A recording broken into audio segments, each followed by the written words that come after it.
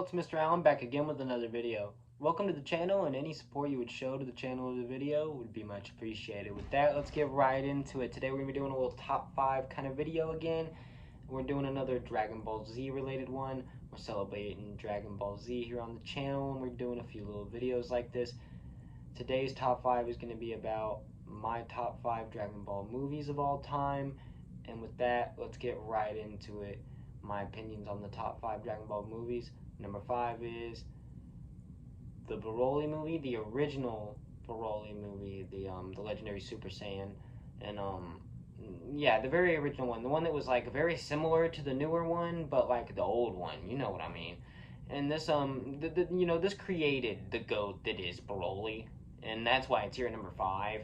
And while I was real conflicted whether I wanted to put this one or the new one, this one ended up beating it just purely for it being iconic and being what made Broly, even though I do really like the movie and I do like the rewrite quite a bit, and I think it brings a lot more life to Broly's character, and honestly I'm glad it made him a lot more relevant than he ever used to be to the main plot, because he used to kind of just be a movie side villain, and I'm glad he's not exactly that anymore thanks to Super and thanks to the Dragon Ball Super Broly movie.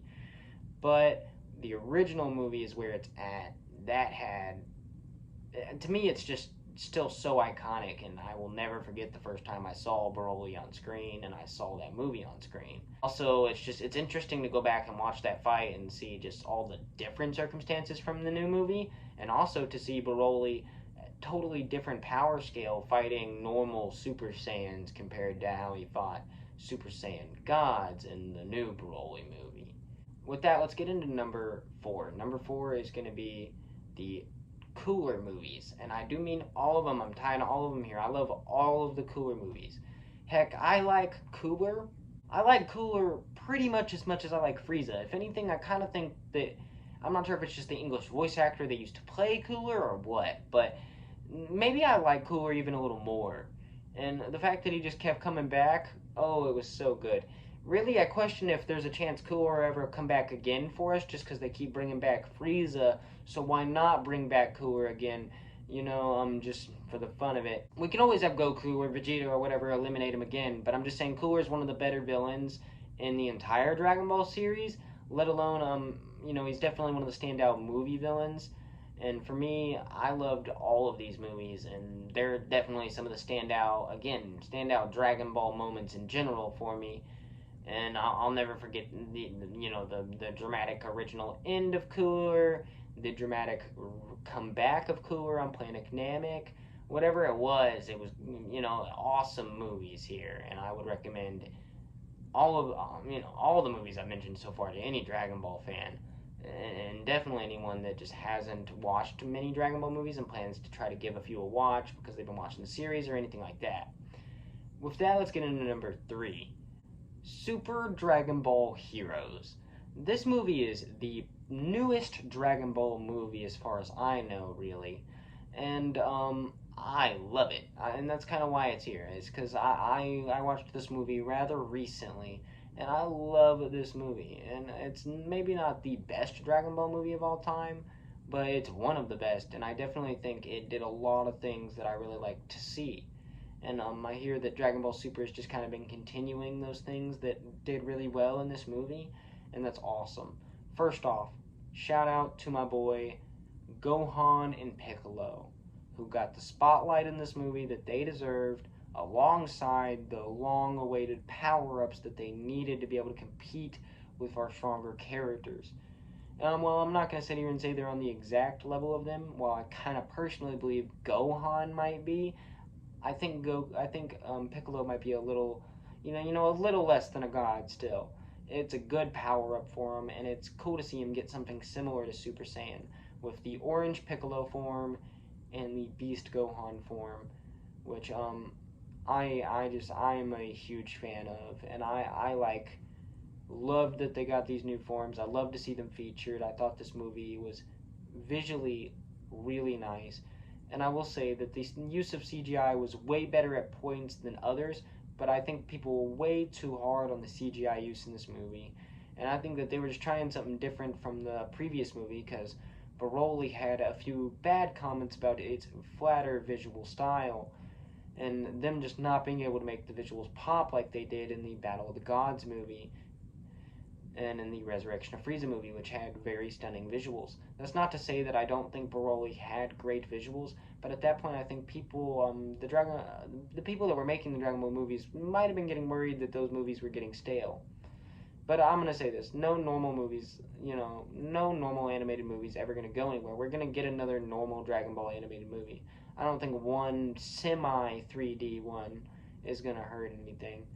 And again, it's not even fully 3D. I will say, overall, this had some of my favorite moments from Dragon Ball in recent time. Revisited Android Saga like elements with new androids that I really like. I really like the new android characters we get to see featured, and even with the unfortunate things that happen with them at the end. And of course, I don't know how to feel about Mr. New Mega Evil Broken Cell Monster, but like I do like him. I think he's a good in game super OP villain to give them a real hard obstacle to cover, and I do really like that. And via the things that he does in his destruction, it gives you more motivation to want him taken down and whatnot, and more motivation to care more about this Cell copycat. The real charm of this comes within the story and development of its characters and the portrayal of its characters, with the portrayal of so many of them being so great. And just overall, this movie is a hit for me, and I just kind of want to ramble about this one in particular because I'd watched it recently and it really stood out for me. It was great to see Gohan and Piccolo get some justice, and this movie's great, and I would recommend it to any Dragon Ball fan. And if you can just get yourself over the art style change a little bit for this one movie, you could end up coming across and seeing something pretty special, in my opinion. With that, let's get into number 2. Dragon Ball Fusion Reborn. Dragon Ball Z Fusion Reborn. This is an interesting one. This one takes place kind of in the Majin Buu kind of Dragon Ball era. Dragon Ball Z era, in the Majin Buu era. I think it takes place after, but I'm not exactly sure. It's been a long while since I've seen this movie. But I do remember this being a standout movie for me as well, similar to that of the Broly and the Cooler movie and whatnot. This movie has a very interesting villain that I am blanking on the name of right now, but he's very interesting. He's definitely one of my favorite Dragon Ball Z villains that is kind of more minor and didn't have really as much of a crazy appearance as like Frieza or Cell or anybody like that. But they do have some awesome abilities, some crazy abilities, and they do some crazy things while they are here and in this movie. And I think they ended up being a pretty great movie villain, similar to that of like the iconic Broly and whatnot. And I think it visually, just his design didn't allow him to end up being as iconic. And it feels like just something could have been better here. But overall, I still really like him, and I think people are a little too hard on him and a little too quick to forget about my boy and how powerful he was as a villain.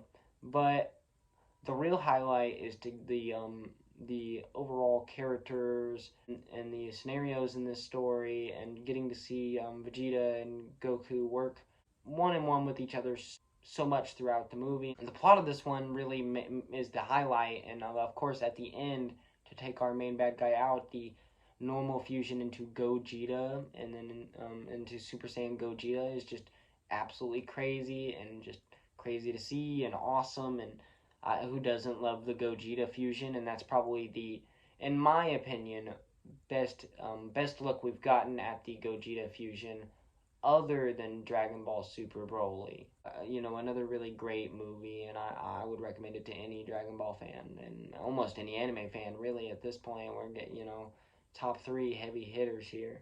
Number 1, Dragon Ball Battle of the Gods. This movie, I think, it was a breath of fresh air. It was the best thing we had seen out of Dragon Ball pretty much since the end of Buu era stuff. And, it had been going on GT for a long time. And while I love GT, and I do love a lot of stuff that happened in GT, overall, no one can lie that Dragon Ball Z Kai is just the show to watch over GT. And I would argue that, Super even throws a bigger wrench in what show is the best to watch. But I still say, in my personal opinion, Z is. But I grew up with Z. I feel like I'm a little biased.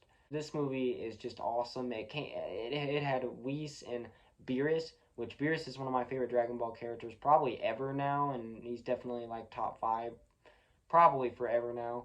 So I just he definitely like made that movie, but also he has continued to help graciously benefit the series as one of the better and more memorable characters, especially from recent years. This guy, Beerus, really showed that they could still get out an iconic character and make them mean something to the show and to the fans and whatnot. And I really think he was a standout character, a standout villain, and now he's a standout hero and a standout member of our main Dragon Ball team. And probably right alongside our Saiyans, one of my favorite members. I think the action, the bring up of the introduction of battle of the Super Saiyan gods, and just getting to see Goku go to Super Saiyan God and get to see that awesome red hair transformation and him actually be able to slightly keep up with Beerus, just awesome to see. And to see Goku compete against this character that is so obviously stronger than him is just also crazy and just a different dynamic in this movie.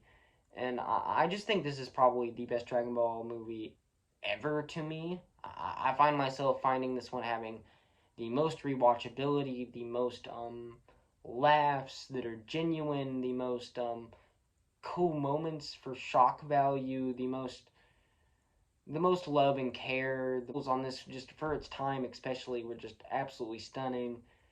And just overall, I think this is probably my favorite Dragon Ball movie. With that, definitely let me know what y'all's favorite Dragon Ball movie is down below. Let me know if there's a specific Dragon Ball movie that I'm not thinking of that is just super good. I know, God, Something About a Dragon is also a really good Dragon Ball movie. So if you're thinking with that one, I agree with you. But that, not everything could make the list. That probably would have been number 6. You know what I mean? But like, my point is, there's a lot of them. So definitely let me know if there's anything I missed that I should have put on the list, and definitely tell me what your favorite Dragon Ball movie is. With that, let me know if y'all want any other kind of Dragon Ball Z related videos in the future, and if y'all would like to see more content like this. And with that, have a great day.